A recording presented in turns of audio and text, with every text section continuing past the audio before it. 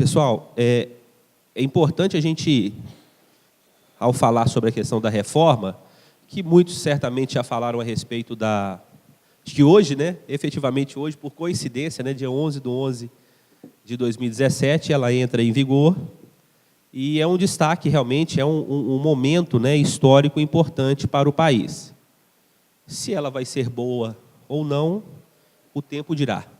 E é isso que nós acho que devemos também, pelo menos, de maneira um pouco mais contributiva, destacar com relação a esse contexto da reforma.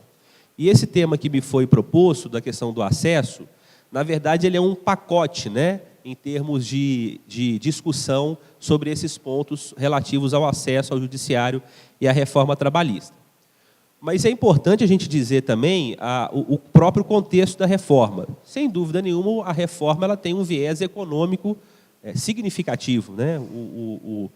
A reforma ela traz realmente o seu viés econômico de maneira mais efetiva para o novo sistema de regulamentação trabalhista, e, sem dúvida nenhuma, isso é importante ser destacado, até porque nós temos alguns pilares da reforma trabalhista que todos vocês já devem estar aí estudando e também ouvindo algumas palestras. Mas um desses pilares, obviamente não vou falar aqui todos, mas um desses pilares processuais tem a ver com o número de demandas trabalhistas que nós temos. Então, eu queria pedir aí para passar para o nosso primeiro slide. Rapidamente, já está aí, Márcia. Obrigado. Eu vou trabalhar com vocês aqui com um quadro comparativo e, desde já, professor Cazem, eu vou disponibilizar a todos esse quadro comparativo sobre a CLT de 1943 e a nossa nova CLT de 2017. Como já dito a vocês, foram mais de 100 dispositivos modificados, então é importante que se diga isso também, porque nós temos e estamos vivenciando novos paradigmas, seja de direito material, seja de direito processual. Então, nós temos esses dois aspectos também a ser destacados. Então, a reforma ela se faz através de alguns pilares efetivos, e um desses pilares, sem dúvida nenhuma, é a matéria processual, e uma delas que vai ser abordada aqui com a gente.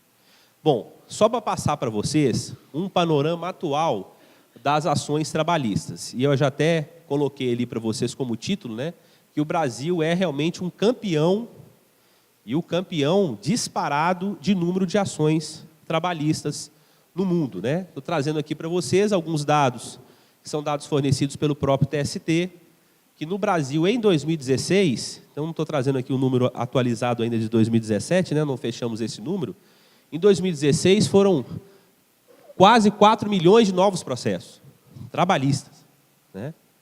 E aí vocês vão pensar assim, mas então o mercado trabalhista está aquecido, é bom o mercado, inclusive para a própria advocacia, e sem dúvida nenhuma. Essa demanda ela acaba promovendo também a nossa própria atividade advocatícia. E hoje, atualmente, mais de 2 milhões de processos em tramitação no Brasil, segundo dados estatísticos do próprio TST. O professor Pastore elencou alguns países em termos de número de demandas trabalhistas, e ali, só para se ter uma ideia efetiva do número que nós temos, porque que o Brasil realmente é campeão das ações trabalhistas. Por que eu estou trazendo esses dados para vocês? Então, coloquei ali o Brasil, a Alemanha, Itália, Polônia, Espanha, Holanda, o próprio Estados Unidos. Por que é importante a gente destacar isso? Porque, como disse, no pacote da reforma, na perspectiva, então, finalística da reforma, sem dúvida nenhuma, essa foi uma das preocupações. Por que temos tantas ações trabalhistas assim? E, para a gente também não ser aqui um cantor de uma nota só, para dizer assim, então, Davidson, eu já sei por quê. Porque as empresas, elas sempre praticam irregularidades, e essas irregularidades, elas acabam chegando ao judiciário. Bom, esse é um ponto? Sim. Esse é um ponto, sem dúvida nenhuma. E, aliás, é o ponto que a gente sempre discute em termos de matéria processual, ou em termos de direito material. Nós ainda temos, nós temos um desafio muito grande, e isso não é um desafio de agora, é um desafio desde 1943, de dar eficiência e eficácia às normas trabalhistas. Mas por que nós não damos eficiência e eficácia a essa norma trabalhista? Aí nós temos, né, vários componentes. Vale a pena a demanda, né? A demanda, de repente, você deixar de cumprir é mais vantajoso economicamente do que cumprir? Esse ingrediente existe? Existe esse ingrediente. Tem um ingrediente da prescrição, são 5 anos, e agora com o contexto da reforma, inclusive, a própria adoção da prescrição intercorrente. Então, existe esse contexto? Existe esse contexto. Mas nós não podemos deixar de destacar também da ocorrência de demandas irresponsáveis, de demandas que, em termos de direito material, obviamente, também comprometem a própria celeridade e a própria prestação jurisdicional. Esse é um dado também relevante. Porque não é possível nós pensarmos tão somente que é a mera irregularidade que se destaca para trazermos esse número, que é um número realmente muito significativo, se nós formos pensar realmente no próprio jurisdicionado e na própria estrutura do judiciário. Então, esse é um dado importante. Já foi dito em algumas palestras, em alguns eventos, que um dos grandes efeitos maléficos da justiça do trabalho, do direito processual do trabalho, é que muitos trabalhadores demandam, e aí eu não estou aqui colocando a razão ou a não razão com estes, demandam, sabendo que se demandarem bem ou mal, se forem litigantes adequados ou até litigantes de má-fé, o máximo que vai acontecer com eles é não ganhar nada. Perder não é ou não seria o contexto da nossa sistemática processual atual. E sem dúvida nenhuma, por isso que disse a vocês, que esse dado tem que ser levado também em consideração, exatamente para que nós possamos compreender um pouco mais a reforma trabalhista. Eu estava até comentando agora com o professor Carlos Henrique, e vamos pensar assim, né? Ora, se esse acesso agora um pouco mais dificultoso ao judiciário, em termos de processamento, em termos, então, de maior responsabilidade, se esse processamento, ele impediria, então, automaticamente novas ações. Ora, eu pergunto a vocês, se você é um advogado correto, com um cliente que lhe diz a verdade, e que há uma irregularidade, a reforma não vai lhe afetar em hipótese alguma. Pelo contrário, pode até contribuir para outros ganhos, como é o caso agora dos honorários de sucumbência na Justiça do Trabalho. Então, sem dúvida nenhuma, esse dado é importante que nós trabalhemos, exatamente para que nós possamos separar as demandas, esses litígios verdadeiros e os litígios de aventura. Esse é um dado importante, que foi um dos objetos da reforma, por isso que eu não poderia deixar de destacar para vocês. Bom, só para contextualizar também, como esse assunto é muito polêmico, só para mostrar para vocês que nós já temos uma ação direta de inconstitucionalidade no Supremo Tribunal Federal, exatamente questionando alguns dispositivos do texto consolidado reformado, e aí eu destaquei, inclusive, para vocês quais são eles, né? O 790B, o caput, o parágrafo 4º, o 791, parágrafo 4º, o 844, parágrafo 2º, e essa ADIM, de número 5766, que está tramitando, obviamente, no Supremo Tribunal Federal, foi ajuizada pelo então procurador, né, geral da República, Rodrigo Janot, foi distribuído para a relatoria do ministro Luiz Roberto Barroso, e ainda nós não temos um panorama oficial do que efetivamente isso vai acontecer, né? O que vai acontecer com relação à decisão. Ainda nós estamos naquela fase de, digamos, de alguns apontamentos relativos a medidas cautelares, né? A medida cautelar que foi solicitada. Então, vejam que esse já é um assunto que antes mesmo da reforma entrar em vigência, porque isso já é, obviamente, isso já foi feito, né, no decorrer aí do processo da vacatio legis da reforma trabalhista, e isso já foi, então, questionado perante o Supremo Tribunal Federal. Então, dentro dessa perspectiva que eu falei para vocês, né, de passar alguns apontamentos, tá? E aí aqui eu faço realmente à luz de apontamentos, porque a reflexão ela exigiria, né, um maior tempo, então, de debate. Um assunto importante em destaque foi a questão da limitação, né, do teto das custas processuais. Então, agora nós temos o percentual, né, ele continua o mesmo, 2%, mas agora nós temos uma limitação, um máximo de 4 vezes o limite dos benefícios do regime de previdência social, e eu fiz um cálculo aqui de R$ 22.125,24. Esse seria o valor máximo, né, em termos de agora de recolhimento das custas processuais. Esse foi, por isso que fiz uma comparação, né, CLT com a nova CLT. Este foi um ponto da reforma.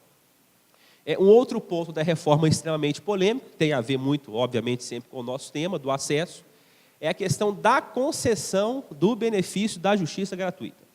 Vamos assim dizer que nós tivemos um retrocesso em termos de facilitação e, por isso, obviamente, esse assunto está sendo questionado no Supremo Tribunal Federal, né? Porque, a despeito, né, nós tínhamos apenas a mera declaração, ou até mesmo, se o advogado tivesse poderes específicos para isso, como o próprio CPC, né, determina no artigo 105, poderia se pedir a justiça gratuita. Agora nós trouxemos um requisito, digamos assim, quantitativo, né, para o deferimento da justiça gratuita na Justiça do Trabalho. Então, como disse a vocês, está lá o texto, né, em termos de configuração como era antes. Nós tínhamos essa ideia também quantitativa, mas tínhamos uma ideia também qualitativa, vamos assim dizer, né? Já que se você não tivesse condições com a mera declaração, ela já era suficiente para o requerimento e o deferimento da justiça gratuita, mas agora não. Vejam que o parágrafo 3º modificado estabelece que aqueles serão beneficiários aqueles que percebam salário igual ou inferior a 40% do limite máximo dos benefícios do regime geral de previdência social. O teto é 5.531 atualmente. Então, aqueles que ganham até R$ 2.212,52 seriam beneficiários, então, da justiça gratuita. Então, nós colocamos agora um requisito objetivo, obviamente quantitativo. Obviamente, esse já é um objeto de questionamento no próprio Supremo Tribunal Federal, em decorrência de um latente retrocesso em termos de benefício de um tema, né, que é importantíssimo para o jurisdicionado, que é exatamente o acesso, e um acesso que venha lhe garantir a possibilidade de discutir em juízo os seus direitos. Bom, só para se ter uma ideia, né, como é que as modificações, como é que o advogado tem que estar sempre estudando, né? Todos nós temos que estar sempre estudando os textos normativos, né, e agora muito mais reformado. Veja que interessante, né? Em julho de 2017, então, a atualidade, né, do nosso contexto trabalhista, a súmula 463 já tinha sido objeto de modificação, né? Obviamente que a súmula, então, ela simplesmente adotou a própria sistemática do Código de Processo Civil, né, de 2015.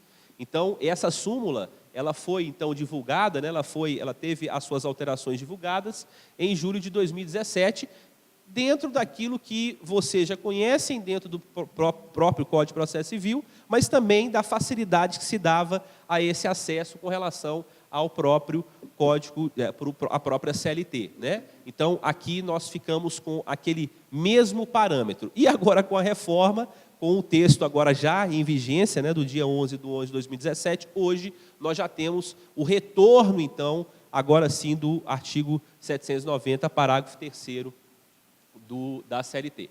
Bom, o dado importante, que me parece muito compatível também com o próprio Código de Processo Civil, é que no parágrafo 4º se destaca que o benefício de justiça gratuita será concedido à parte que comprovar insuficiência de recursos para o pagamento das custas do processo. Então, ao invés da mera declaração, a parte ela tem que comprovar que faz jus ao benefício da justiça gratuita, ou seja, ela não pode arcar com as custas do processo exatamente para não comprometer a sua própria saúde financeira. Esse é um dado que vai ser certamente um dado polêmico, que vai ser destacado também dentro do contexto da reforma. Bom, dentro desse pacote também, os nossos famosos honorários periciais, de qual agora a justiça gratuita não mais beneficia aquele que tem, portanto, né, deferido a justiça gratuita. Então, agora, mesmo sucumbente e mesmo agora, né, com justiça gratuita declarada, ele será responsável pelo pagamento. Obviamente, esse artigo também está sendo, né, questionado no Supremo Tribunal Federal. O parágrafo 4º, somente em casos beneficiados de justiça gratuita, não tem obtido créditos capazes de suportar a referida a despesa, e ainda em outro processo, a União responderá. Quer dizer, se ele tiver um ganho efetivo de crédito e tiver sido sucumbente, ele vai pagar com o crédito que ele receber. Obviamente, por isso o questionamento que o crédito trabalhista é um crédito de natureza alimentar, né? É um crédito de sobrevivência, sem dúvida nenhuma, um grande retrocesso. E se ele tiver, inclusive, outro processo, quer dizer que eu posso buscar, no outro processo que ele tenha crédito, o pagamento dos honorários periciais. Se não tiver isso, aí sim a União Federal arcará com esses custos, né? Bom, apenas destacando que o 791 da CLT, o famoso ius postulante da Justiça do Trabalho, ele manteve, né, a sua própria incidência, a sua própria possibilidade, mas todos nós sabemos, né, que com o processo judicial eletrônico, o próprio ius postulandi, em termos práticos, está fadado ao seu término, né?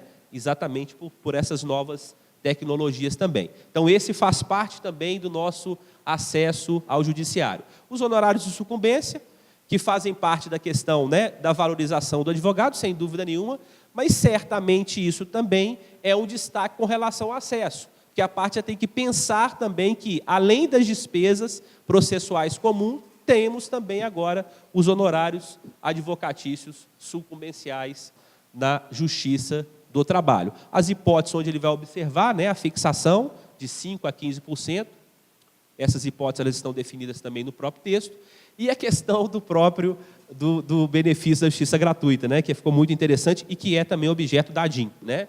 Vencido o beneficiário de justiça gratuita, desde que não tenha obtido em juízo, ainda que em outro processo, créditos capazes de suportar a despesa, as obrigações decorrentes da sua sucumbência ficarão sob condição suspensiva de exigibilidade e somente poderão ser executados se nos 2 anos subsequentes do trânsito em julgado da decisão, que a certificou, o credor demonstrar que deixou de existir a situação de insuficiência de recursos que justificou a concessão da justiça gratuita. Então, vejam o pacote que é realmente de um acesso bem menos facilitado, bem mais dificultoso para o trabalhador e que, obviamente, o advogado ele vai ter uma obrigação muito importante para definir, para esclarecer isso para o seu cliente, né? E isso é muito importante falar dentro de um congresso da própria advocacia. Então, já caminhando então, para a nossa sucumbência também no processo reconvencional, né? Então, isso está bem definido também na nossa CLT. Então, já caminhando aí para a nossa finalização, no pacote de um acesso menos facilitado ao judiciário, as penas de litigância de má-fé, a prática de dano processual já está bem mais efetivada e mais esclarecida no contexto da reforma. E aí, inclusive, incluindo as testemunhas também nesse pacote de litigância de má-fé do artigo 793-A, que foi um artigo também incluído pelo contexto da reforma, né? As ideias são muito próximas do CPC de 2015 também, né? As ideias de litigância de má-fé do CPC de 2015, ok? E a gente, para a gente poder finalizar essa nossa pequena intervenção, eu queria destacar para vocês a questão das exceções, né? A própria exceção de competência territorial agora ela pode ser muito, entre aspas, bem utilizada para procrastinar o processo, né? Porque o processo principal vai ficar suspenso até que essa exceção seja julgada, e na exceção você pode produzir prova testemunhal, se for necessária. Então, isso, sem dúvida nenhuma, atrapalhou esse acesso e atrapalhou a eficiência, então, da própria prestação jurisdicional trabalhista. Então, é importante que vocês depois visualizem, né, a exceção de competência territorial no nosso processo do trabalho, e ela só vem depois, né, especificada com relação ao seu procedimento. E, para a gente agora finalizar, o artigo 841 da CLT, os requisitos, né, da petição inicial, para poder, seja facilitar ou não o acesso ao judiciário, sabemos que agora os pedidos trabalhistas devem ser certos, determinados e líquidos. Isso, efetivamente, já está dentro do pacote, inclusive, para fixação de honorários de sucumbência, enfim, né, já é a própria preocupação também do judiciário com relação a isso. O Hélio, estou acabando, viu, Hélio? Estou acabando, não vou ficar muito tempo, não. Bom, e aqui, pessoal, só uma última observação aqui, em termos que já está sendo discutido também no Supremo Tribunal Federal, a questão da presença da parte, né? A gente, na Justiça do Trabalho, a preocupação sempre foi essa, né, da presença obrigatória das partes, e já que o assunto é acesso, há um acesso mais facilitado, mas para as empresas, né? O preposto agora, ele não precisa de ser necessariamente empregado da empresa para ser tido como preposto na Justiça do Trabalho, né? E o outro dispositivo, e agora realmente para finalizar, que está sendo objeto de também discussão na ADIM, que eu citei para vocês, a 5766, esse artigo 844, parágrafo 2º, né? Era muito comum de reclamantes não irem para a audiência sem qualquer justificativa, e esse seria o contexto, sem qualquer tipo de contexto punitivo. Lá do outro, se o reclamado deixa de comparecer, ele é revel e confesso com relação à matéria fática. O que fez a reforma? Para evitar esse tipo de situação, mas obviamente dificultando também o acesso, me parece, claro isso. Na hipótese de ausência do reclamante, esse será condenado ao pagamento das custas, calculadas no artigo 789, que foi o primeiro artigo que eu apontei para vocês, né? Ainda que beneficiário da justiça gratuita, salvo se comprovar no prazo de 15 dias que a ausência ocorreu por motivo legalmente justificável. Eu até procurei qual que é o motivo legalmente, não achei. Qual que é o motivo legalmente justificado, né? O que é? Porque ele bateu o carro? É porque ele acordou mais tarde, não conseguiu? É porque o transporte dele, o Uber que ele pegou, não chegou a tempo, né? Então, qual que é o motivo legalmente justificável? E a ideia de que se ele tiver que ajuizar de novo, o que ele vai ter que fazer? Pagar as custas, né? Parágrafo 3º. O pagamento das custas, que refere o parágrafo 2º, é condição para a propositura da nova demanda. Então, pessoal, são esses dispositivos, né, que eu queria trazer para vocês. Como disse, aí ficou até mais fácil para falar desse assunto, porque além desse contexto em termos de comparação, essas discussões já estão sendo também realizadas à luz da ação direta de constitucionalidade no Supremo Tribunal Federal. Muito obrigado a todos e pela paciência.